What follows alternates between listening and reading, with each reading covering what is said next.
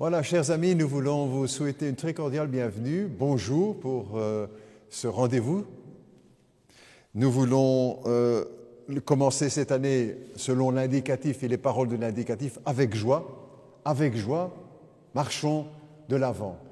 C'est encore des choses, des enseignements que l'on retrouve bien sûr dans l'Écriture, l'invitation à aller de l'avant, puisque c'est à cela que le Seigneur nous appelle. Bienvenue à tous et à toutes, ceux que nous connaissons, ceux que nous ne connaissons pas, des amis qui regardent peut-être dans d'autres pays. On a des rapports qui nous sont faits courtement et c'est très encourageant que beaucoup, de plus en plus d'ailleurs, semble-t-il, suivent nos rencontres chez eux à la maison sur différents supports. Nous sommes heureux de vous présenter nos meilleurs vœux aussi, avec sincérité, pour tous et toutes, que le Seigneur vous bénisse, nous garde, et que nous puissions vivre cette année une année construite sur la parole de Dieu, et sur la fidélité, l'obéissance à cette parole, qu'elle remplisse notre vie. J'aime de lire avec vous, pour ouvrir aussi, ou comme souhait pour cette année, cette parole de l'Écriture du prophète Jérémie quand Dieu dit « Je connais les projets que j'ai formés sur vous, dit l'Éternel, projets de paix et non de malheur, afin de vous donner un avenir et une espérance. » Que ce soit pour nous une parole du Seigneur et que nous puissions vivre comme il le souhaite, comme il le désire, dans la paix et dans le bonheur. Bienvenue à tous dans le nom de Jésus-Christ. Nous allons lire la parole de Dieu aujourd'hui, comme nous faisons chaque fois d'ailleurs, et pas seulement quand nous nous rencontrons, dans le Nouveau Testament, l'épître à Philippiens, Philippiens 2 et au verset 5.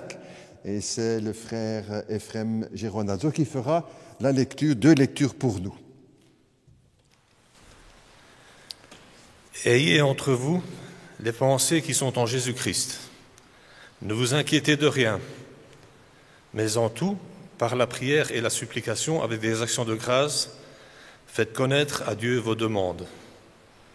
Et la paix de Dieu qui surpasse toute pensée gardera votre cœur et votre intelligence en Jésus-Christ. Au reste, mes frères, que tout ce qui est vrai, tout ce qui est digne, tout ce qui est juste, tout ce qui est pur, tout ce qui est aimable, tout ce qui mérite l'approbation, ce qui est moralement bon et digne de louange soit l'objet de vos pensées. Ce que vous avez appris, reçu, entendu et vu en moi, mettez-le en pratique. Et le Dieu de la paix sera avec vous. Voilà, jusque-là, la lecture pour ce matin. Merci bien.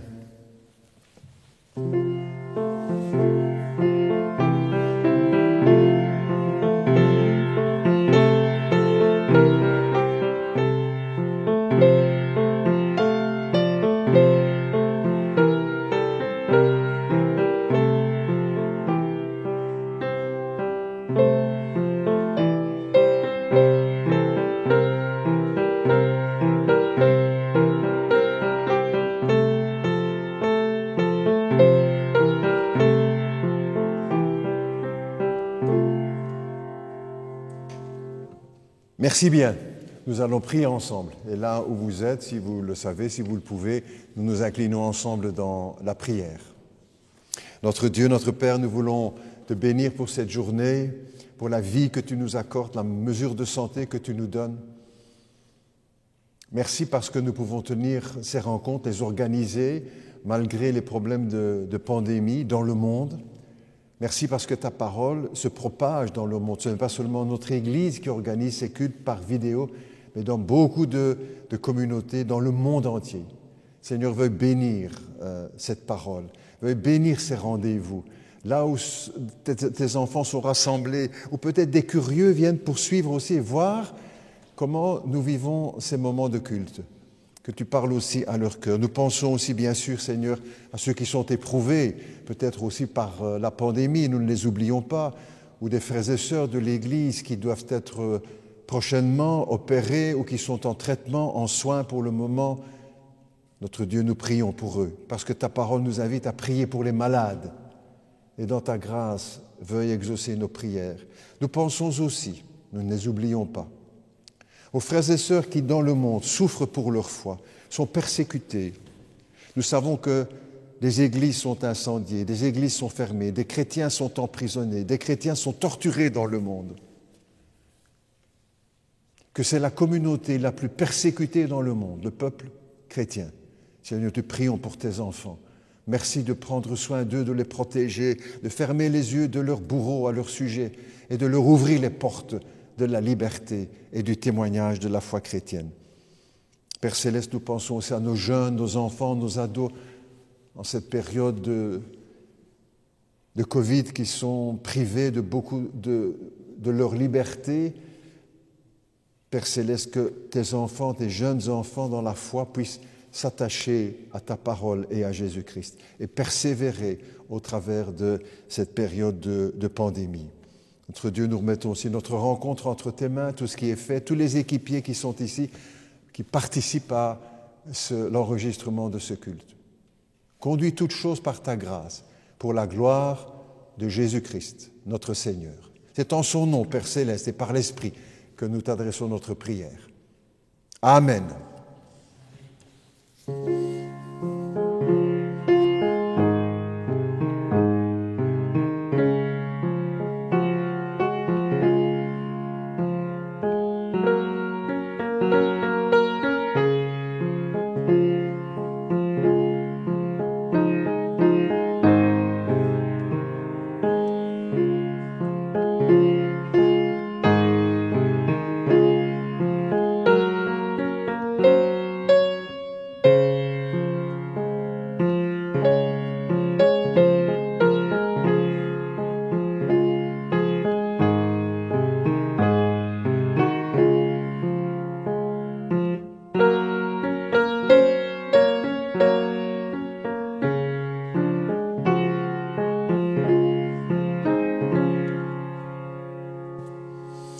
Merci bien, les paroles de ce cantique sont les suivantes. Seigneur, attire mon cœur à toi.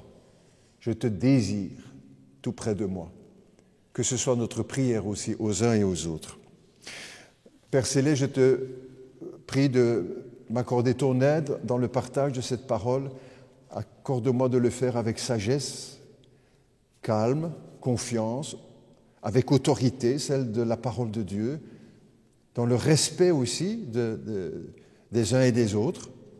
Permet que cette parole soit aussi efficace dans les cœurs, pour tous ceux qui les entendront et pour moi également, bien sûr. C'est au nom de Jésus que nous te prions. Amen. Je vous propose encore une lecture maintenant dans l'Épître aux Corinthiens, la deuxième lettre que l'apôtre Paul a écrite aux chrétiens de l'église de Corinthe. 2 Corinthiens au chapitre 10 et le verset 5. Et voici ce qu'il dit en quelque sorte comme témoignage. Nous renversons les raisonnements de toute hauteur qui s'élèvent contre la connaissance de Dieu et nous amenons toute pensée captive à l'obéissance de Jésus-Christ. Toute pensée captive à l'obéissance de Jésus-Christ. Vous avez découvert, je suppose qu'au travers de nos lectures, il y a un mot qui revient, qui a été souligné, le mot « pensée ».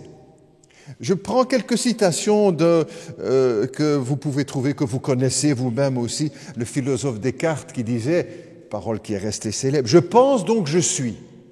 Je pense donc je suis. Ou encore Amnesty International qui a fait une publicité il y a quelques années, de grands panneaux sur lesquels il était écrit « Je pense donc je suis », 3 petits points, en prison. Un anonyme a écrit aussi ceci, « Je pense donc je me trompe ». Ou encore, je vous laisse deviner qui pourrait, à votre avis, qui aurait dit cela. Devenir riche ne change pas notre façon de penser. Devenir riche ne change pas notre façon de penser. Vous ne nous attendrez sans doute pas. John Lennon, l'un des chanteurs des Beatles qui a été assassiné il y a maintenant plusieurs années. Encore une dernière de ces citations. Il y a plus dangereux qu'une mauvaise pensée, c'est une pensée toute faite. Et moi, je vous propose pour titre comme pour la prédication de ce matin, je pense donc je suis chrétien.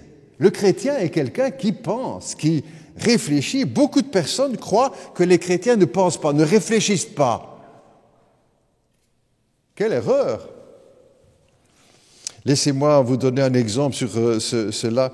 Le général Chirac, il y a plusieurs dizaines d'années d'ailleurs, le Chirac qui n'a rien à voir avec le président Chirac. Le général Chirac disait ceci: « Quand j'entre dans l'église, je laisse mon intelligence dehors. » Bon, on a tous bien compris que ce n'est pas seulement quand il entre dans l'église qu'il laisse son intelligence dehors pour écrire une chose pareille. C'est l'exemple type, n'est-ce pas, d'une idée fausse sur la foi chrétienne. Que celui qui croit, il laisse son intelligence sur le côté. Et que la foi en Jésus-Christ, c'est un suicide intellectuel. Quelle absurdité, n'est-ce pas? Quelle erreur. Toute la Bible, n'est-ce pas, nous invite à réfléchir.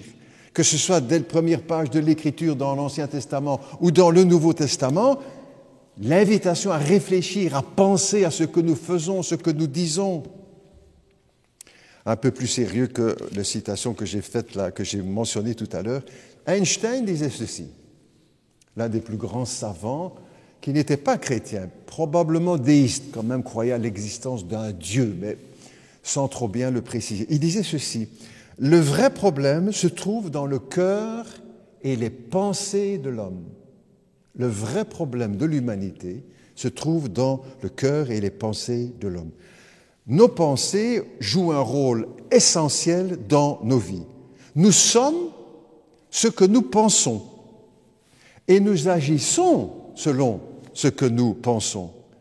Nos pensées sont en quelque sorte le centre de commande de nos vies. » Je vais vous donner une illustration qui, pour moi, me parle beaucoup. Vous savez qu'on construit aujourd'hui des avions de plus en plus grands qui peuvent transporter, etc. Vous savez quel est l'avion le plus grand, le plus au monde? C'est un avion russe. Ah ben, je vous donne les réponses. C'est un avion russe, l'Antonov AN-225. Un petit détail, à vide, il pèse 285 tonnes et il peut charger 180 tonnes de matériel. Énorme. Si vous regardez sur Internet, vous voyez, c'est un monstre. Le train d'atterrissage est constitué d'une vingtaine de pneus pour prendre le choc quand il atterrit. Mais ce qui m'étonne, et moi ce qui me retient, qui illustre un petit peu le propos que je partage avec vous, c'est la disproportion qu'il y a entre la cabine de commande et le reste de l'avion. Vous avez à l'avant de l'avion 3, 4, 5, 6 petites fenêtres minuscules en face de l'avion qui vont commander une petite cabine. Et c'est là que se trouvent toutes les commandes de l'avion, quelle que soit sa puissance. Il y a là dans cette cabine une centaine de boutons, de cadrans, de manettes, de lampes témoins, d'écrans, de leviers, de pédales pour régler la vitesse, l'altitude, la direction, la température, pour décoller, pour atterrir, pour donner la direction à l'avion, pour régler les moteurs, pour virer à gauche, virer à droite, pour les contacts radio. 1000 tableaux, 1000 commandes dans cette petite cabine. Nos pensées, c'est le centre de pilotage de notre vie. Une toute petite cabine là, dans notre tête. Et c'est à partir d'elle, nos pensées, que nous contrôlons et nous conduisons nos actions. Tous les leviers de notre vie sont dans nos pensées. Tous les leviers de notre vie sont notre pensée. Le levier de l'argent, de la parole, de la sexualité, des actes, de nos actions, de notre caractère, de nos choix, partent de nos pensées. Nos pensées ont donc une importance capitale. Et je laisse cette formule pour chacun de vous et moi aussi. Qui contrôle nos pensées est maître de notre vie. Qui contrôle nos pensées est maître de notre vie. Et je me permets de poser la question pour moi également. Qui commande, contrôle vos pensées? À qui avez-vous confié votre manière de penser? Qui influence ou contrôle votre pensée? La pensée du monde et la pensée de Dieu sont opposées. L'esprit de Dieu et l'esprit du monde ne disent pas la même chose sur la famille, les parents, l'argent, l'amour, le mariage, l'avortement, l'euthanasie, les origines de l'univers, la femme, l'homme, sur la mort, sur l'au-delà, sur la mode, sur l'horoscope, sur les jeux de hasard.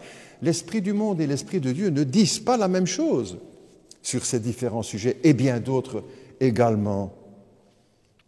Qui nous influence le plus?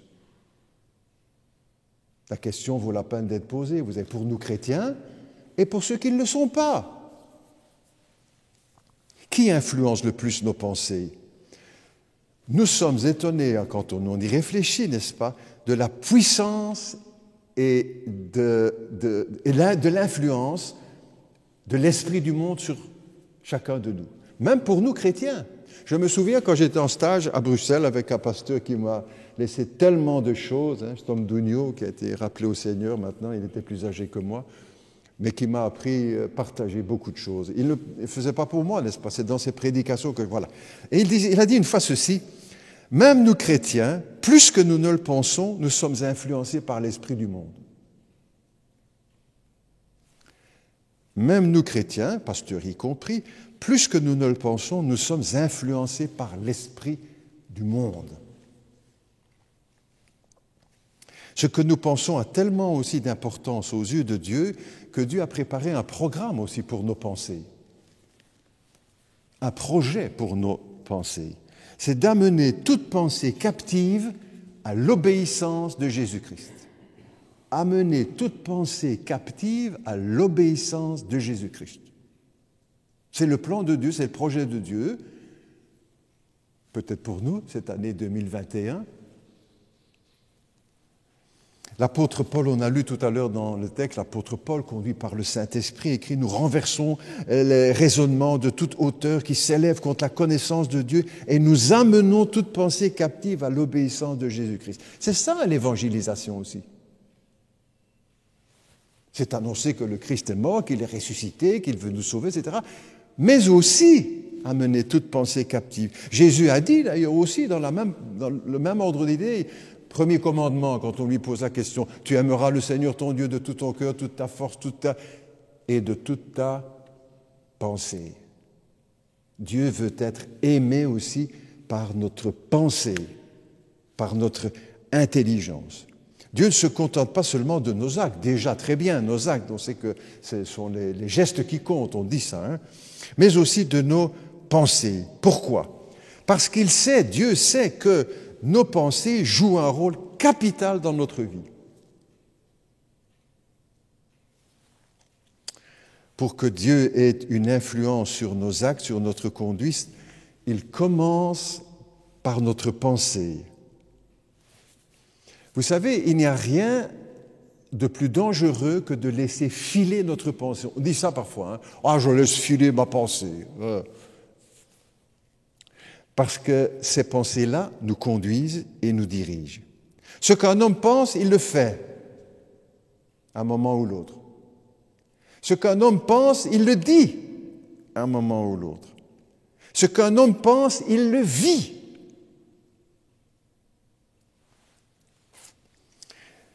Dans le texte de Éphésiens au chapitre 4, la Bible nous parle des incrédules. Elle parle des croyants, mais elle parle aussi des incrédules. Et la Bible dit à ce sujet que les incrédules agissent selon la vanité de leurs pensées. Et le texte continue, ils ont l'intelligence obscurcie, ils sont étrangers à la vie de Dieu, ils se sont livrés à la dissolution pour commettre toute espèce d'impureté jointe à la cupidité. L'enchaînement de tout cela, c'est quoi? C'est que la vanité de nos pensées amène la dissolution, l'impureté et la cupidité. Et l'apôtre ajoute, toujours conduit par le Saint-Esprit pour les chrétiens, « Voilà ce que je déclare dans le Seigneur, vous ne devez plus marcher de cette manière, en nous laissant guider par la vanité de nos pensées. » Déjà le prophète Ésaïe, le grand prophète Ésaïe, tant aimé, qui a dit tellement de belles choses, terribles également. Le prophète Ésaïe qui disait, qui dénonçait, il parlait du peuple qui marche au gré de ses pensées. Il marche au gré de ses pensées. Ce qui vient de gauche, de droite, voilà, je marche au gré de mes pensées. On connaît l'expression aussi, cette moderne. Nos pensées ne sont pas innocentes. Plus que cela, elles sont puissantes, nos pensées. Elles nous font agir. Et la Bible nous apprend quelque chose d'étonnant. C'est que nos pensées ont aussi une volonté. Dans la Bible, nous lisons aussi, il parle des chrétiens avant leur conversion, et peut-être que nous nous y retrouvons moi également. Nous vivions autrefois selon les convoitises de la chair, accomplissant les volontés de la chair et de nos pensées. La volonté de nos pensées, elles nous poussent quelque part. Elles veulent quelque chose, nos pensées, vos pensées. Voilà pourquoi beaucoup de personnes souffrent dans le monde, n'est-ce pas? Parce qu'elles vivent, elles se laissent conduire au gré de leurs pensées. Voilà pourquoi certains chrétiens peuvent souffrir aussi, tout en étant à Jésus-Christ, oubliant l'enseignement ou négligeant l'enseignement de la Bible sur ce sujet, et vivent des moments difficiles. Ça vaut la peine de s'interroger quand on vit des périodes difficiles dans notre vie pour savoir si nous ne sommes pas laissés égarer par des pensées qui ne viennent pas de Dieu. Des chrétiens ou des personnes qui marchent au gré de leurs pensées, accomplissant la volonté de leurs pensées. C'est loin d'être innocent, n'est-ce pas? L'œuvre du Saint-Esprit concerne donc en priorité nos pensées. Ça, c'est important à retenir. L'œuvre du Saint-Esprit concerne donc en priorité nos pensées. Écoute bien ceci. Dieu veut contrôler nos pensées pour ne pas que nos pensées nous contrôlent. Dieu veut contrôler nos pensées pour ne pas que nos pensées nous contrôlent. Mais l'Esprit de Dieu le fait sans forcer, n'est-ce pas? Mais en respectant, jamais contre notre volonté. Le Saint-Esprit n'est pas un dictateur qui va prendre les commandes dans notre vie et nous imposer. Le Saint-Esprit respecte nos choix. Ce n'est pas un tyran, ce n'est pas un despote. Tous les dictateurs de l'histoire ont voulu imposer leur pensée par la force, en allant jusqu'à exterminer ceux qui refusaient de se soumettre à la pensée du dictateur. Vous savez, il y a eu des millions dans toute l'histoire de l'humanité, des millions de malheureux qui ont vécu ce drame parce qu'ils n'ont pas voulu s'incliner devant la pensée du dictateur.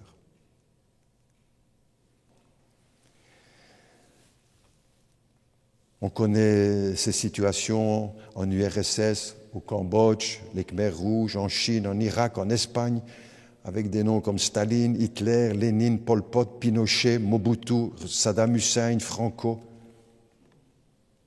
qui ont voulu imposer leur pensée de dictateur à tout le peuple. Parfois des pensées de folie.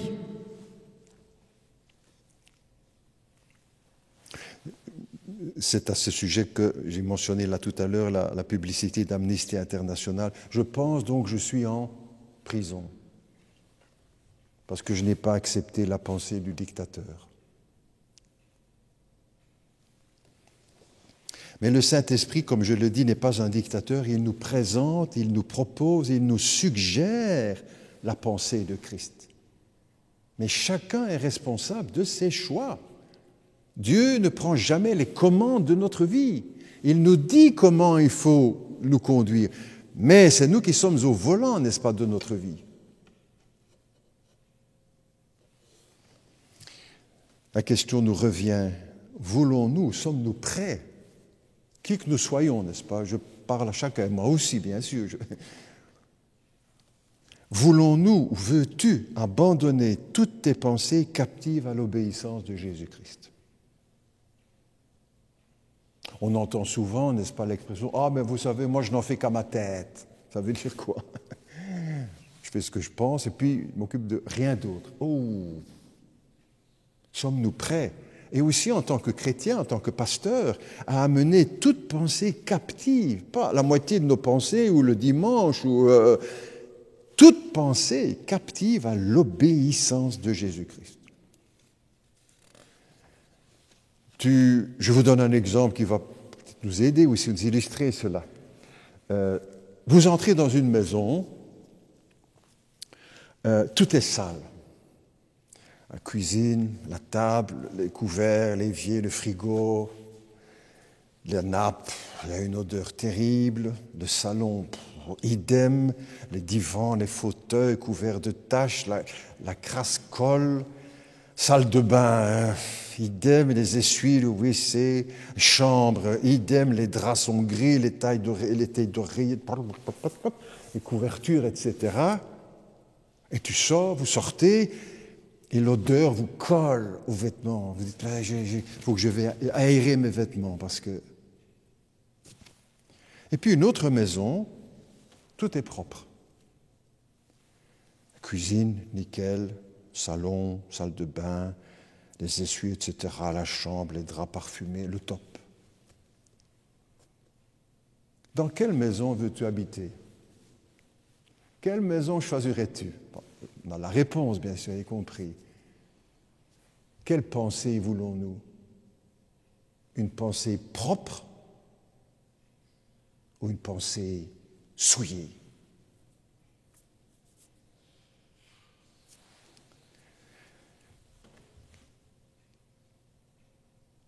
Transposons cela au niveau de nos pensées, n'est-ce pas? Et l'illustration va nous donner la réponse. Qu'est-ce que je vais mettre dans mes pensées? Est-ce que je veux des pensées propres ou des pensées comme une poubelle? Quel bonheur de vivre avec une pensée propre, pure, purifiée, captive de Jésus-Christ. Mais la parole ne nous dit pas seulement, voilà, c'est ça qu'il faut faire, elle nous dit aussi comment le faire. Courtement, n'est-ce pas? Bien sûr. Tout d'abord, comment garder une pensée captive, toute pensée captive à l'obéissance de Jésus-Christ? Premièrement, par la parole de Dieu, par la Bible. Il nous est dit que la parole de Dieu... Oh, non, ça c'est moi qui l'ai écrit, je passe avant là. La parole de Dieu, c'est le super monsieur propre de la pensée. C'est pas dans la Bible, ça c'est moi qui... La parole de Dieu, c'est le super monsieur propre de la pensée. Parce qu'elle nous dit, cette parole, comment penser ou comment ne pas penser. Ce qu'il faut garder, ce qu'il ne faut pas garder dans nos pensées. La parole de Dieu, d'ailleurs on lit, la parole de Dieu examine les sentiments et les pensées de notre cœur. La parole de Dieu, des choses que personne peut-être ne sait, ne connaît, mais la parole de Dieu va y avoir accès, parce que c'est la parole de Dieu. Qu'est-ce que c'est cette parole nous fait connaître, qu'elle nous fait connaître pour... le prophète Ésaïe le disait déjà, n'est-ce pas? Dans le grand chapitre Ésaïe 55, « Mes pensées ne sont pas vos pensées, et vos pensées ne sont pas mes pensées. Autant les cieux sont élevés au-dessus de la terre, autant mes pensées, les dieux, sont élevés au-dessus de vos pensées. Aussi l'Orient est éloigné de l'Occident, autant mes pensées sont éloignées des vôtres. » Comment est-ce que je vais donc connaître la pensée du Seigneur? Mais par sa parole, parce qu'il l'a révélée, parce qu'il ne l'a pas gardée secrète là dans le ciel en disant « tirez votre plan ». Il nous donne dans les Écritures quelle est sa pensée, ce qu'il veut pour chacun de nous. L'écrivain André Froissart a vécu une expérience de conversion, il y a plusieurs années on parlait de cela, et il a écrit un livre où il raconte sa conversion, son témoignage, avec un titre choc, « Dieu existe, je l'ai rencontré ». Et il raconte comment les choses... Et ce que je retiens, entre autres, il dit ceci dans son livre, « Croire, c'est apprendre à penser comme Dieu. » Ah, je trouve la formule magnifique. Croire, c'est apprendre à penser comme Dieu. C'est pas seulement venir au culte le dimanche matin, très bien, hein, ou suivre sur... C'est plus que cela. Croire, c'est apprendre à penser comme Dieu.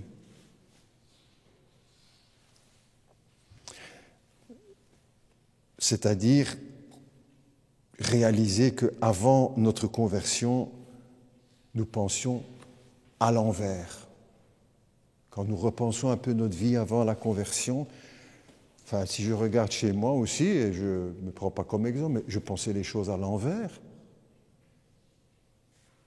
Et en venant à Jésus-Christ, à découvrir sa parole, il a remis les choses à l'endroit. Je connaissais déjà toutes ces choses, je vais dire, dès mon enfance, mes parents, mais je ne les vivais pas. Je les connaissais, mais je ne les vivais pas. Et je n'avais pas amené toute pensée captive à l'obéissance de Jésus-Christ. Des années que je regrette, bien sûr. C'est croire, c'est apprendre à penser comme Dieu, c'est accepter de remettre de l'ordre dans notre vie, que l'Esprit remette les choses à l'endroit, l'envers qu'elles sont, de les remettre à l'endroit. Et parfois c'est douloureux. Une partie de ma vie, ça a été très douloureux, parce qu'il y avait beaucoup de choses qui étaient à l'envers et qu'il fallait remettre à l'endroit. Béni soit Dieu maintenant, avec le recul. Béni soit Dieu de ce qu'il a agi ainsi dans ma vie et dans la vie de milliers de chrétiens. Deuxième moyen de la parole de Dieu, donc pour amener toute pensée captive à Jésus-Christ. Deuxième moyen, la prière. Le texte que nous avons lu tout à l'heure, que notre frère Ephrem a lu tout à l'heure, faites connaître vos besoins à Dieu par des prières, des supplications et des actions de grâce, et la paix de Dieu gardera vos pensées en Jésus-Christ. Comment est-ce que Dieu va garder nos pensées en Jésus-Christ? Au travers de notre prière. Au travers de nos prières. La prière sert aussi à ça. Dans la prière, nous demandons, nous louons le Seigneur, nous ceci, nous cela, très bien. Mais par nos prières aussi, Dieu garde nos pensées en Jésus-Christ. Par nos prières, Dieu agit aussi en nous et sur nos pensées. Pas seulement en écoutant, en exaucant, en bénissant, parfait. Mais aussi, cette prière produit en nous cette obéissance, nous montre en tout cas ce qu'est l'obéissance. Troisième moyen que j'évoque, qui est aussi dans les Écritures, par la musique. La parole de Dieu, les prières et la musique. Peut-être pas nécessairement celle des Rolling Stones, de Madonna ou de Johnny Hallyday, mais la musique chrétienne, les cantiques, les petits chœurs, comme on dit. Comme dit l'Écriture dans Éphésiens, n'est-ce pas? Entretenez-vous par des cantiques spirituels chantant à Dieu sous l'inspiration de la grâce. En fait, n'est-ce pas, quand on regarde nos chants, les chants chrétiens, c'est en quelque sorte les paroles de la Bible qui sont mises en musique. Vous avez des textes parfois tels quels qui sont transcrits en musique. Merveilleux. La poésie, c'est merveilleux. La musique, c'est merveilleux. Quand vous mettez les deux ensemble pour louer Dieu, on est au ciel, n'est-ce pas? Et ce moyen, en quelque sorte, entre guillemets, garde nos pensées en Jésus-Christ. Vous savez, nous avons connu, ou nous connaissons tous, à certains moments de notre vie, ou plusieurs fois dans notre vie, des moments difficiles. Et des pensées qui sont difficiles à gérer.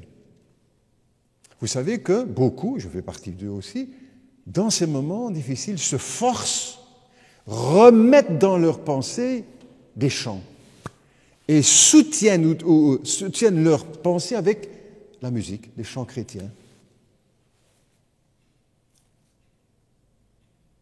Gardons nos pensées en Jésus. Et puis aujourd'hui, avec tous les moyens modernes qui sont à notre disposition, les CD, les ceci, les cela, les clés USB, etc., il y a moyen d'avoir de la musique dans toute notre vie, de la musique chrétienne, qui va édifier notre âme. On connaît la formule, la musique adoucit les mœurs, mais pas seulement ça, encore qu'aujourd'hui, certaines musiques, ça n'adoucit plus rien du tout, mais ça élève notre âme.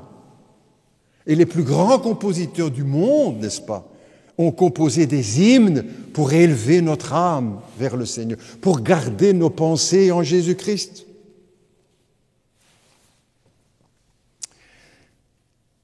La Bible nous dit « Ayez en vous la pensée qui était en Jésus-Christ ». C'est quoi la pensée du Christ? La pensée du Seigneur, la pensée de Dieu, c'est l'humilité. Dans le texte qui a été lu tout à l'heure aussi par notre frère, il nous a dit que le Christ s'est dépouillé, il a pris la condition d'esclave, il s'est humilié en se rendant obéissant jusqu'à la mort sur la croix. Voilà la pensée du Christ qu'il veut en nous, la pensée de l'humilité. La pensée du monde, c'est l'orgueil. C'est l'orgueil, n'est-ce pas? Je me souviens de cette publicité pour une marque de voiture, je ne cite pas. Voyez grand. Et la Bible nous dit, elle, voyez modeste. L'humilité, ça c'est la pensée de Dieu. Qu'elle soit en nous, qu'elle soit en moi. Ça ne veut pas dire qu'on devient des lavettes, n'est-ce pas? Parfois certains disent, si on est humble, si on est devenu des lavettes, mais ça ne veut pas dire ça du tout. Hein? Jésus n'a jamais été une lavette.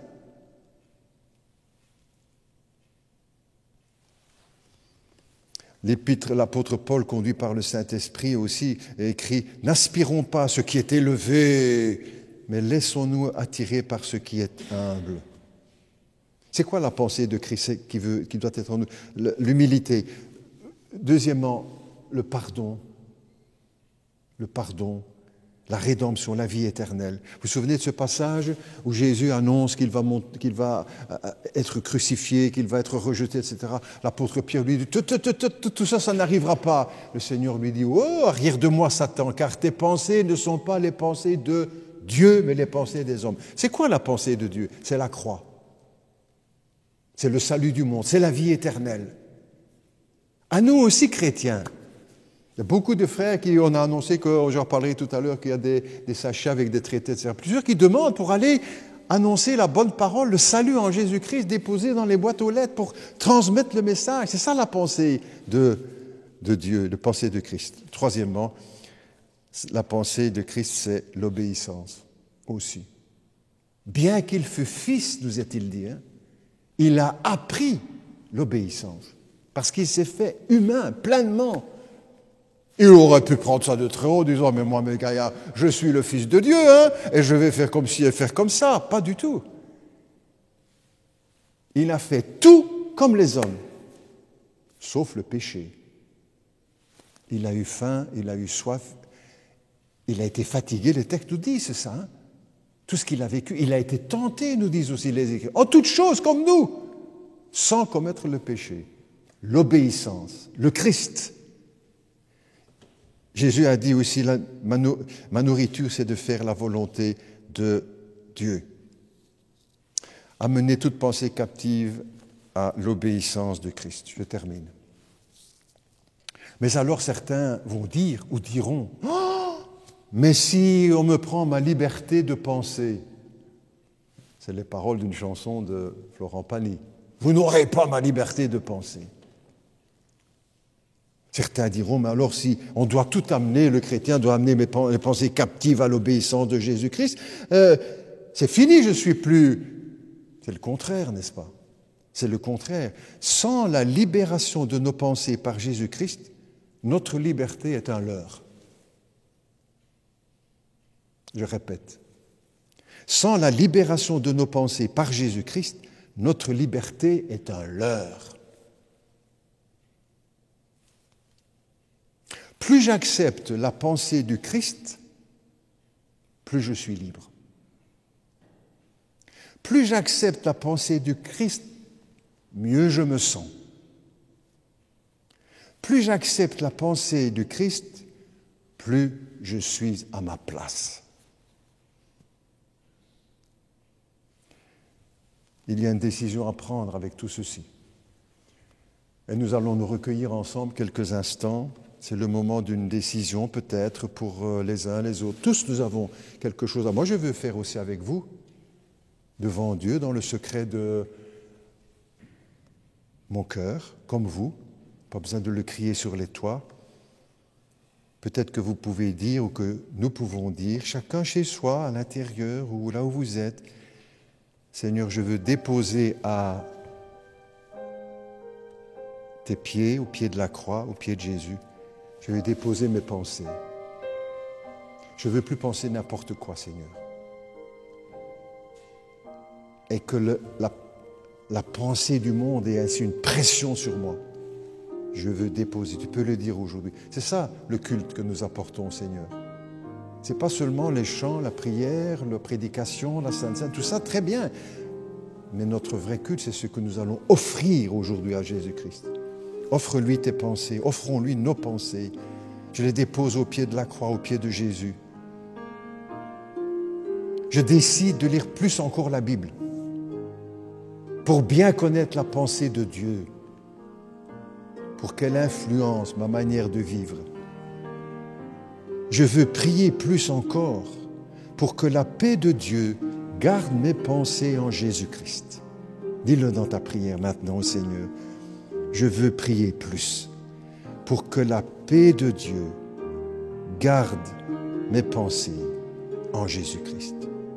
Je veux aussi chanter, écouter la musique chrétienne pour que, au travers de cette musique, de ces hymnes à la gloire de Jésus-Christ, mes pensées s'élèvent vers Dieu et qu'ainsi en moi, la pensée de Christ puisse être reconnue, l'humilité, l'obéissance et le salut en Jésus-Christ. Père Céleste, agis dans nos cœurs, dans mon cœur, dites-le aussi pour vous, au travers de la prédication, par l'action du Saint-Esprit dans nos vies. Que ce ne soit pas seulement, oui, d'accord, c'est bien, c'est juste, c'est vrai, c'est biblique, c'est ceci, mais que cela nous engage les uns et les autres dans une décision pour Jésus, à mener toute pensée captive à l'obéissance de Jésus-Christ. C'est en son nom que nous te le demandons, Père Céleste. Amen. Une pause musicale aussi sur place avec notre frère Emmanuel.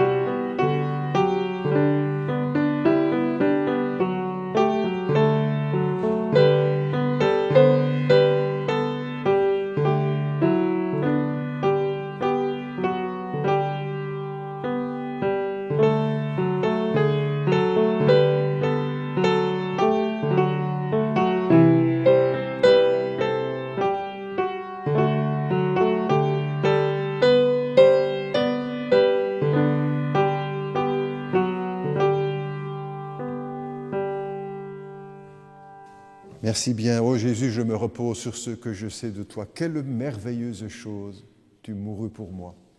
Ce sont les paroles de ce cantique. Nous voici de nouveau devant le vin qui représente le sang de Jésus, le pain qui représente son corps. Mais pourquoi cette habitude dans les églises? Est-ce qu'il n'y a pas d'autre chose à faire, plus moderne, plus actuelle, plus... Non, non, non. C'est ce que Jésus-Christ a voulu aussi. C'est ça la pensée de Christ. Que la croix soit au centre de nos pensées, de la pensée de l'Église, de l'enseignement de l'Église. Le sang de Jésus et sa mort. Parce que c'est l'un des moments les plus importants dans toute l'histoire de l'humanité. Noël que nous avons célébré il y a quelque temps, la venue de Dieu ici-bas, Emmanuel, Dieu avec nous.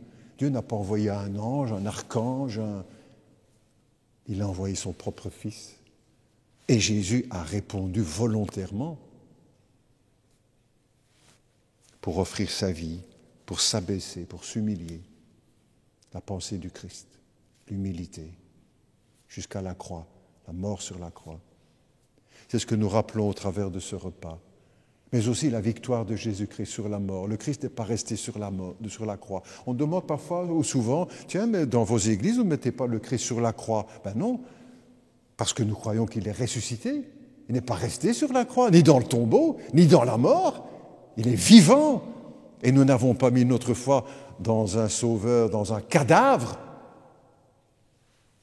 dont les os croupiraient là-bas dans un cimetière à Jérusalem ou un tombeau. Non, non, non, il est ressuscité, il est vivant. Il s'est montré à ses disciples, il s'est montré à des centaines de personnes à la fois, nous dit la Bible. Et pour rendre témoignage de ces choses à l'époque, les gens risquaient leur vie, vous savez. L'Empire romain, il fallait juste adorer César. César est Seigneur. Et les chrétiens disaient, Jésus est Seigneur. Beaucoup sont morts, vous savez, pour leur foi. On ne disait pas simplement comme ça à travers tout, mais j'ai vu Jésus, il est ressuscité. Ils risquaient leur vie. Nous prions, si vous le voulez, avant de prendre le pain et le vin. Et peut-être chez vous aussi, vous recueillez avec nous. Notre Dieu, notre Père, nous voulons te remercier pour ce moment où nous rappelons la mort de ton Fils Jésus-Christ. Ses souffrances, son humilité, son obéissance, son amour pour nous, misérables pécheurs, et pour notre monde, misérable planète, déchirée par les guerres, les haines, la méchanceté. Merci Père Céleste pour ton amour, pour le sang que Jésus-Christ a versé à la croix pour nos péchés, pour payer le prix de nos péchés, afin que nous n'ayons jamais à devoir le payer. Nous ne le pourrions jamais. Merci pour le pain qui nous rappelle le corps de Jésus, qui a été transpercé à la croix de Golgotha. Ce corps qu'on a frappé, qu'on a insulté, sur lequel on a craché, qu'on a flagellé, qu'on a humilié.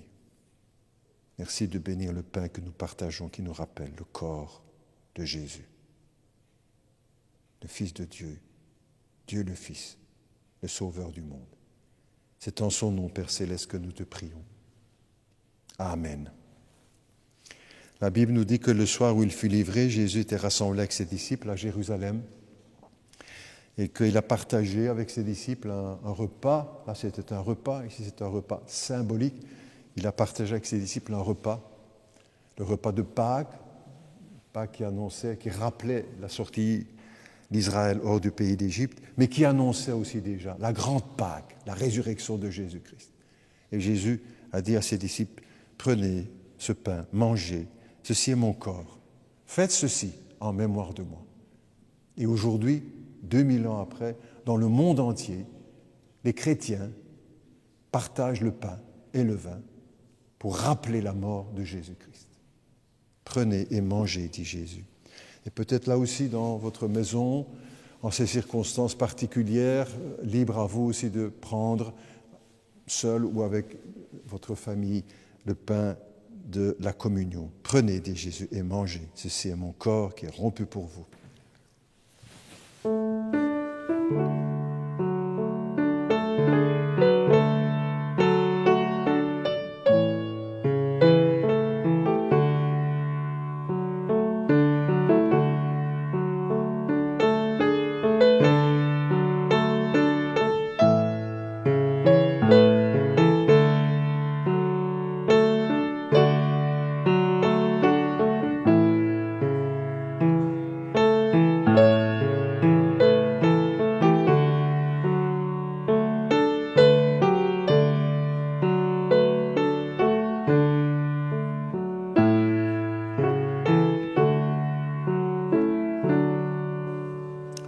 Fils de Dieu vint sur la terre, c'est les paroles de ce cantique, le Fils de Dieu vint sur la terre mourir pour moi, car il m'aimait. Est-il de plus profond mystère? Après le souper, Jésus prit la coupe, il rendit grâce, la distribua entre ses disciples, leur disant, prenez et buvez, ceci est mon sang. C'est le sang de la nouvelle alliance. Il est répandu pour la rémission des péchés. Ils ont bu du vin, ils n'ont pas bu le sang, mais le Seigneur annonçait le sang qui allait couler à la croix de Golgotha, et le vin en était le symbole. Prenez, dit Jésus, et buvez, faites ceci en mémoire de moi.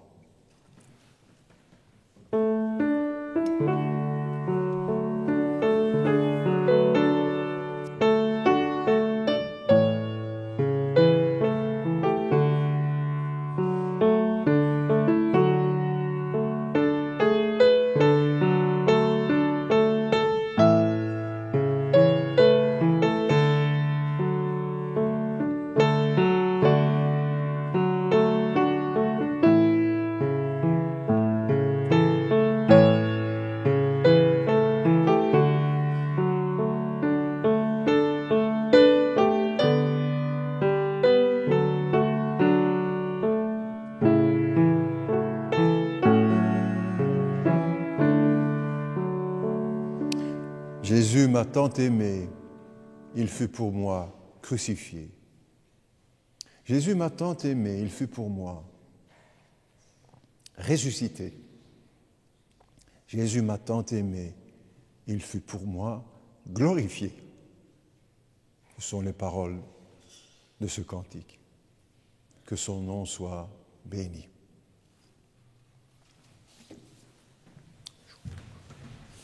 On peut jouer encore.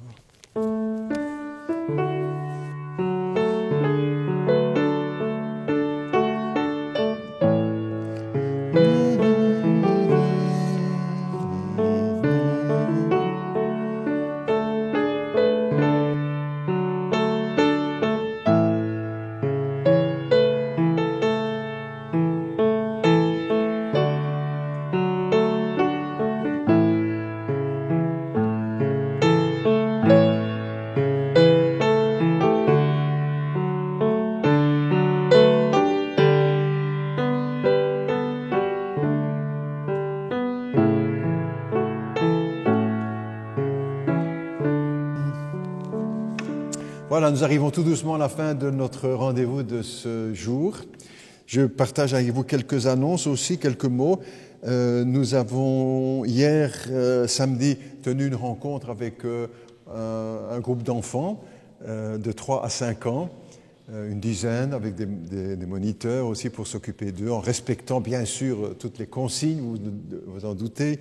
Beaucoup de joie chez ces enfants et chez l'équipe qui s'en occupait, chez nous également.